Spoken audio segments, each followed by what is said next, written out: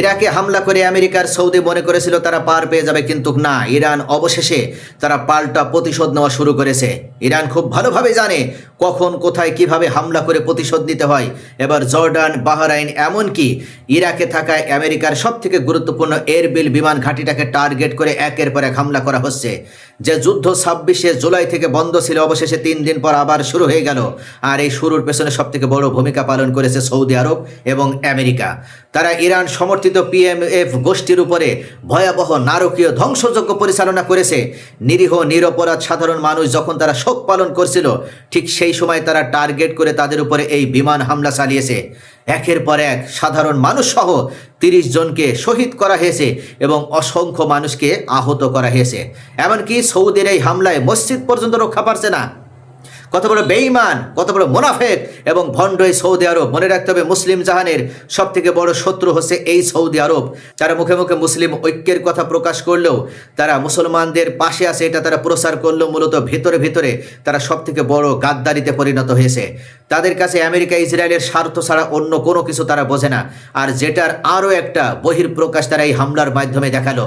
আর এবার মুসলিমদের মসজিদটাকেও ছাড় দিচ্ছে না, একের পর এক হামলা করে এবার কারবালায় থাকা একটা গুরুত্বপূর্ণ ঐতিহাসিক মসজিদও তারা ধ্বংস করে দিল।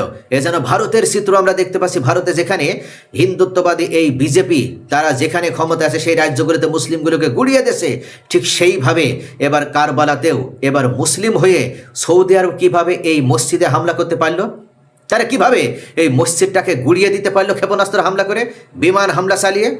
চলুন প্রিয় দর্শক, বিস্তারিত আজকের ভিডিওর মাধ্যমে আমরা জানি। ইরাক জুড়ে সৌদি আরব এবং আমেরিকা এয়ার স্ট্রাইক চালিয়েছিল পপুলার মোবিলাইজেশন ফোর্সেস বা পিএমএফ এর উপর। অর্থাৎ এই জয়েন্ট তাদের এই বড় ধরনের হামলায় এখন পর্যন্ত 30 জন নিহত হয়েছে এবং 100রও বেশি মানুষ আহত হয়েছে। আমেরিকা আর তার হিপোক্রিট দোস্ত সৌদি আরব দাবি করেছে এটা নাকি তাদের সেলফ ডিফেন্স, তারা নাকি নিজেদের রক্ষা করার জন্য হামলা করছে। তারা উল্লেখ করছে যে গত পরশুদিন থেকে সৌদি আরবকে টার্গেট করে সৌদি আরবের গুরুত্বপূর্ণ বিমান ঘাঁটি, এমনকি তেল স্থাপনাকে টার্গেট করে যেভাবে ইরান সমর্থিত মিলিশিয়া গোষ্ঠীরা একের পর এক ড্রোন হামলা চালিয়েছিল, ঝাঁকে ঝাঁকে ড্রোন হামলা করেছিল, সে তার পাল্টা প্রতিশোধ হিসেবে অবশেষে সৌদি আরব বাধ্য হয়ে এই সেলফ ডিফেন্সের জন্য তারা ইরাকের এই মিলিশিয়া গোষ্ঠীগুলোকে টার্গেট করে হামলা করেছে। যুক্তরাষ্ট্রের সেন্টকম আর সৌদি বিমান বাহিনী মিলে ইরাকের 7টি পুরো দেশে একযোগে এই এয়ার স্ট্রাইক চালিয়েছে। সর্বশেষ তথ্য অনুযায়ী নিনেভেতে নিহতের সংখ্যা বেড়ে 8 জনে পৌঁছেছে এবং আহত হয়েছেন 4 জন। নিহতদের মধ্যে 6 জন পিএমএফ সদস্য, 2 জন আর্মার্ড কমব্যাট ডিরেক্টরেটের সদস্য এবং 4 জন ইরাকি সেনা সদস্যও আহত হয়েছে। ডিএলআই পিএমএফ এর সদর দপ্তর, একটি মসজিদ ও পানি পরিশোধন স্থাপনা সহ বিভিন্ন স্থাপনায় হামলা করা হচ্ছে। সেখানে 1 জন পিএমএফ সদস্য নিহত এবং 3 জন আহত হয়েছে। অর্থাৎ ইরাকিদেরও আবার বিশুদ্ধ পানি থেকে বঞ্চিত করার জন্য তারা পানি বিশুদ্ধকরণ প্ল্যান্টে হামলা চালিয়েছে। বসরাই পিএমএফ অপারেশনস কমান্ড সদর দপ্তর ও আল দেইর এলাকায় হামলায় 1 জন বেসামরিক ব্যক্তি নিহত হয়েছে এবং 6 জন আহত হয়েছে। একের পর এক এই গুরুত্বপূর্ণ স্থাপনাগুলোতে টার্গেট করে হামলা পরিচালনা করছে। ওয়াসিদ, কারবালা, কিরকুক, সালাউদ্দিনেও পিএমএফ এর একাধিক স্থাপনায় হামলা করা হয়েছে। বাগদাদের আল মাদাইন এলাকাতেও 2 দফা হামলা চালিয়েছে সৌদি এবং আমেরিকা। তারা উল্লেখ করেছে এটা নাকি তাদের সেলফ ডিফেন্স, অথচ আমরা দেখতে পাচ্ছি এটা সম্পূর্ণ একটা ওপেন অ্যাগ্রেশন, হত্যাযজ্ঞ পরিচালনা করা হচ্ছে।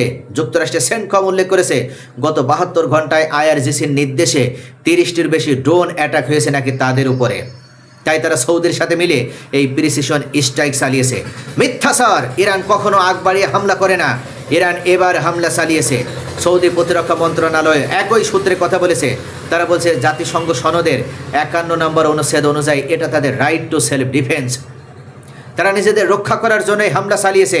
কিন্তু যখন তুমি নিজেই অন্যের দেশে গিয়ে হামলা চালাও তখন সেটা সেলফ ডিফেন্স হয় না। ইরাক কখনো আগ বাড়িয়ে সৌদিতে হামলা করেনি, ইরানও করেনি, অথচ এই সৌদি আর আমেরিকা যৌথভাবে একের পর এক ইরান এবং ইরাকে ইনভেশন চালালো। হিপোক্রেসিটা কত বড়!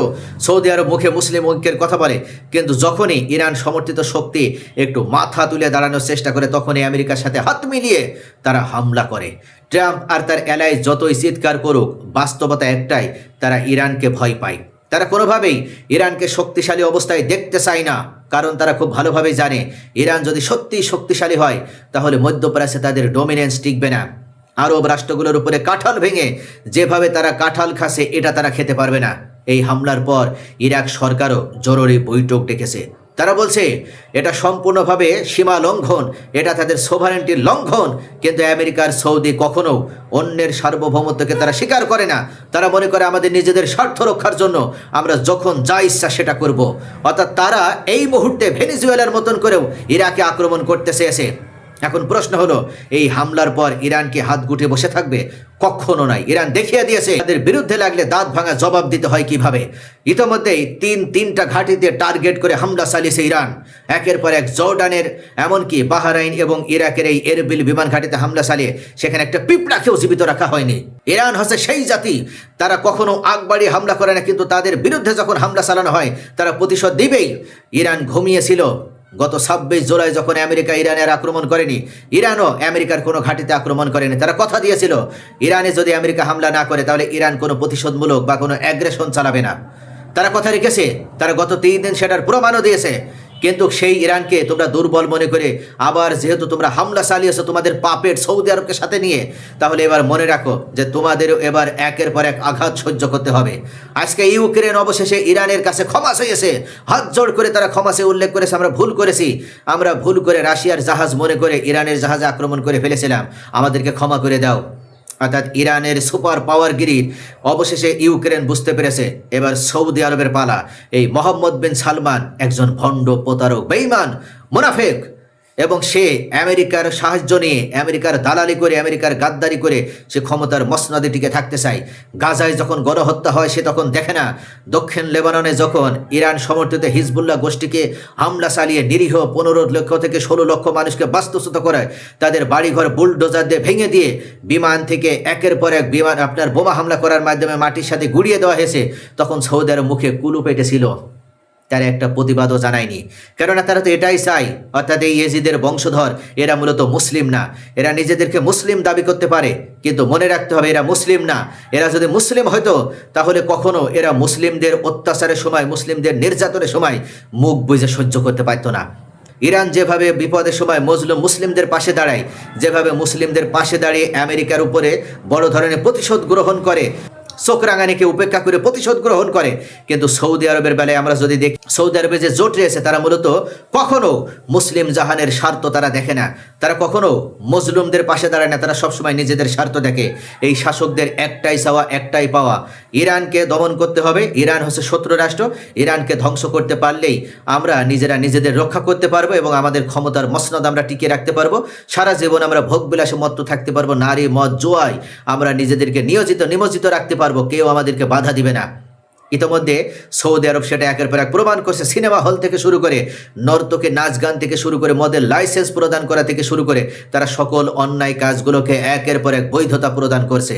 অর্থাৎ এই সৌদি আরবের পতন যতক্ষণ পর্যন্ত ঘটানো না যাবে ততক্ষণ পর্যন্ত এই মুসলিম উম্মার উপরে যে নির্যাতন, জুলুম এবং স্টিম রোলার পরিচালিত হচ্ছে এটাও বন্ধ করা যাবে না। তাই এখনই সময় ইরানের পাশে দাঁড়িয়ে এই হিপোক্রেসি, এই ভণ্ড প্রতারক সৌদির মুখোশ উন্মোচন করে দেওয়ার মাধ্যমে সৌদির বাদশাহ মোহাম্মদ বিন সালমানের পতন ঘণ্টা বাজিয়ে দেওয়া। প্রিয় দর্শক, আপনাদের কি মনে হয় ইরান ও তার সমর্থিত গোষ্ঠীগুলো ঐক্যবদ্ধভাবে প্রতিরোধ গড়ে তোলার মাধ্যমে আমেরিকার দালাল সৌদি এবং আরবের অন্যান্য ভণ্ড প্রতারক রাষ্ট্রগুলোর শাসকদের ধ্বংস করার মাধ্যমে মুসলিম উম্মাকে কি রক্ষা করতে সক্ষম হবে এবং আমেরিকাকে চিরতরে মধ্যপ্রাচ্য থেকে বিতাড়িত করতে সক্ষম হবে? আপনাদের মূল্যবান মতামত কমেন্টে জানান। পরবর্তী ভিডিওর আপডেট নিয়ে হাজির হব। সে পর্যন্ত সকলে ভালো থাকুন। আল্লাহ হাফেজ।